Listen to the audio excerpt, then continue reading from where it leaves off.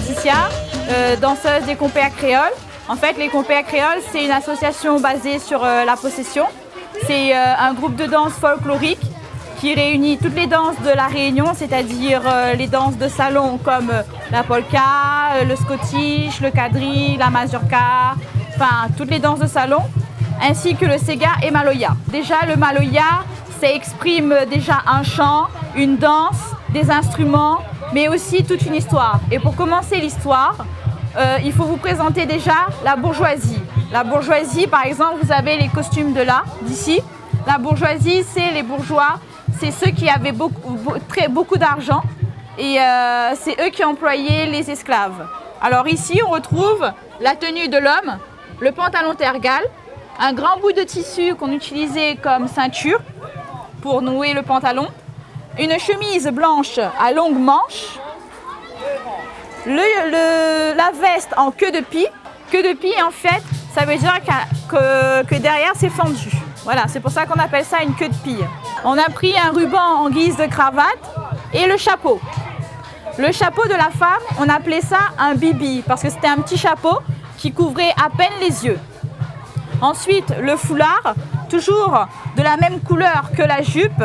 La jupe de la femme, c'était 2 volants par rapport à ceux de la petite fille, qui étaient de 3 à 4 volants. Ici, on a un modèle de 4 volants. Ce qui différenciait la femme de la petite fille, c'était le faux cul. Le faux cul, en fait, c'est ça.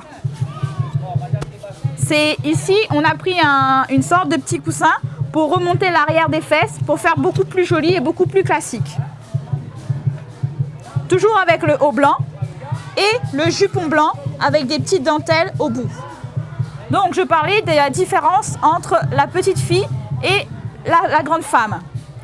Alors la petite fille, elle n'avait pas de faux cul ni de jupon. Elle avait ce qu'on appelle un panty. Alors le panty, c'est ça. Alors moi, ça m'arrive au genou, mais en fait le panty, ça arrivait au ras des chevilles des petites filles qui laissaient les dents. Et là, ça laissait les dentelles apparaître au ras des chevilles. Et pour la petite fille, on n'avait pas le chapeau bibi, mais on avait ce qu'on appelle le chapeau bergère.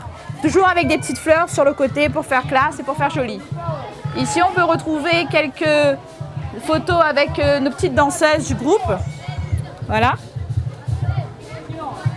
Et ces costumes-là datent de 1815. Alors, les esclaves, c'était ceux qui travaillaient pour les bourgeois. C'est eux qui faisaient tout le travail, qui allaient à la coupe de la canne, à la pêche bichique, enfin un peu de tout. Donc eux, ils avaient des tenues beaucoup moins raffinées, beaucoup moins jolies, beaucoup plus neutres, beaucoup plus simples. Parce qu'il faut dire que les tenues des esclaves étaient achetées par les bourgeois. Donc ils ne voulaient pas trop gaspiller leur argent pour leurs esclaves. D'où la teinture, parce qu'elle coûtait cher. Elle venait d'Inde. On n'avait que 3 couleurs, enfin 2 couleurs, le rouge et le bleu. Et ils avaient droit aussi au blanc. Le blanc parce que voilà, ça projette le soleil, contrairement aux couleurs sombres qui attirent le soleil. Toujours orné d'un payaka. Le payaka, on a plusieurs façons de le mettre, d'où le métissage de la Réunion, parce qu'on a eu des Indiens, des Malgaches, des Africains, enfin un peu de tout quoi. Donc voilà les différentes façons de le mettre. Toujours le haut blanc. Alors, petite anecdote sur ce haut blanc, celui que je porte, on a une ouverture à l'avant et une ouverture à l'arrière.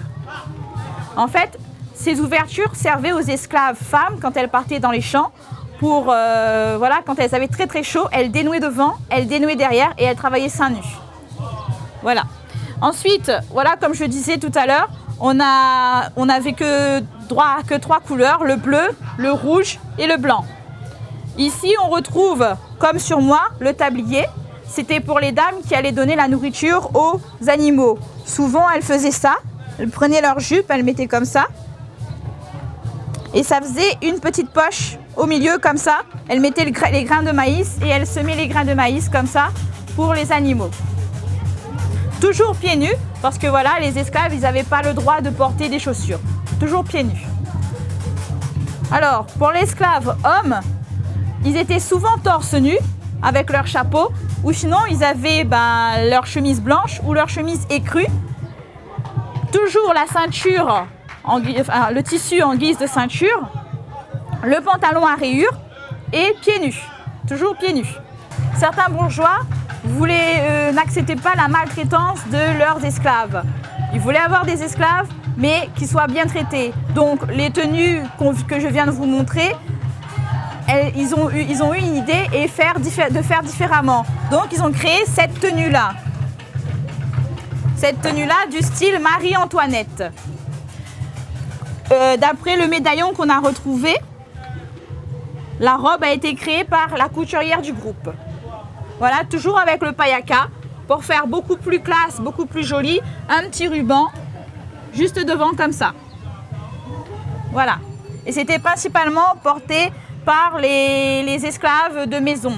Ça date de 1789. À La Réunion, les bourgeois, ils aimaient suivre la mode de Paris, c'est-à-dire mettre les tenues que je viens de vous présenter à longue manche, tout le temps comme ça, avec la veste et tout. Donc, comme il fait très chaud à La Réunion, ils ont décidé de se diriger vers des tenues beaucoup plus légères, d'où la naissance de la tenue coloniale.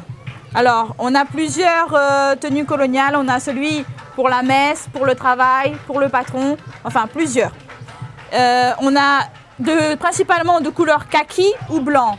Mais le blanc, on appelait ça du basin blanc. C'était plus pour les grandes cérémonies, telles que les baptêmes, mariages, communions. Et les chapeaux, enfin les casques coloniales blancs étaient fabriqués en liège, donc étaient souvent portés plus par les femmes et les enfants.